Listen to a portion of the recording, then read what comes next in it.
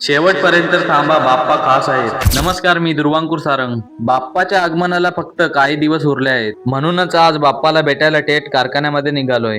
गाडीला चावी लावली आणि गाडीचा प्रवास करत आपण पोहोचलो श्री गणेश कला केंद्रामध्ये. इथे पोहोचल्यावरती आपल्याला पहिलीच मूर्ती महादेवांच्या रूपात गणपती बाप्पाची दिसली. गणपती बाप्पा येणार म्हटले की मनात एक वेगळीच ओढ निर्माण होते आणि बाप्पा आपल्या डोळ्यासमोर बनवताना बघण्याची ओढ ती काही वेगळीच असते. इथे मातीची मूर्ती 1 फुटापासून तब्बल 5 फुटापर्यंत बनवली जाते आणि पीओपीची मूर्ती इथे 1 फुटापासून तब्बल 8 फुटापर्यंत बनवली जाते. मातीच्या प्रत्येक कणातून बाप्पाचं सुंदर रूप बनवताना बघायचा खरंच एक वेगळाच अनुभव आहे. आणि हा आहे आपल्या घरचा लाडका बाप्पा. गेले कित्येक वर्ष आपण याच श्री गणेश कला केंद्रातून आपल्या घरचा मातीचा गणपती बाप्पा घरी घेऊन येतो.